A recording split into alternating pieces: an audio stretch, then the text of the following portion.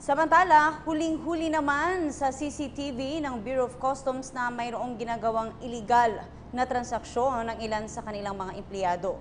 Dahil dito posibleng maharap sa kasong kriminal ang nasa 18 nilang tauhan, kung saan kabilang na dito ang ilang matataas na opisyal.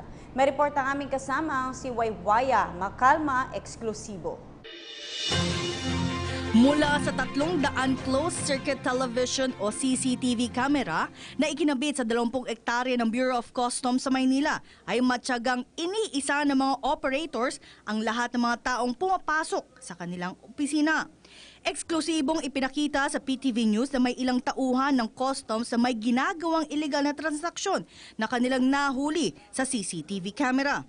Base sa CCTV camera, sila ay nasa quarantine section ng BOC at may isang truck ang naglabas ng 2 sako ng sibuyas para i-quarantine.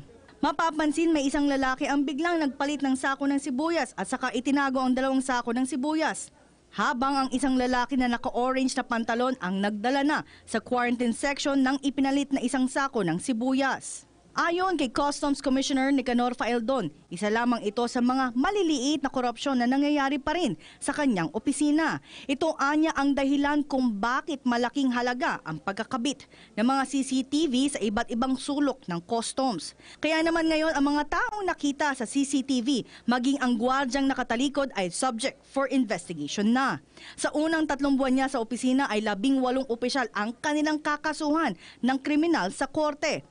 Ang ilan pa sa mga ito ay mga matataas na opisyal sa customs at halos lahat sila ay nasa frontline services.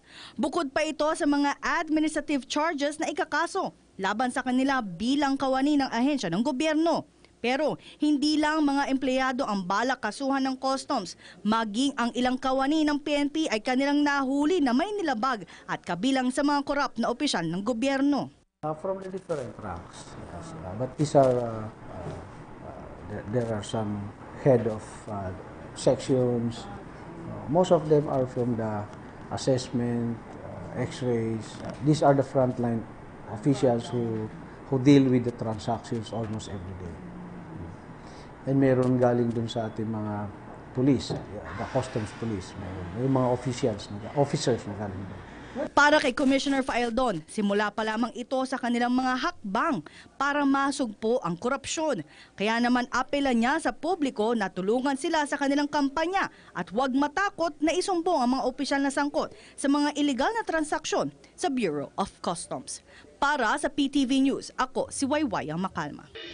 Hi, ako si Ria Fernandez. Mag-subscribe na sa PTV YouTube channel. I-click lang ang subscribe button.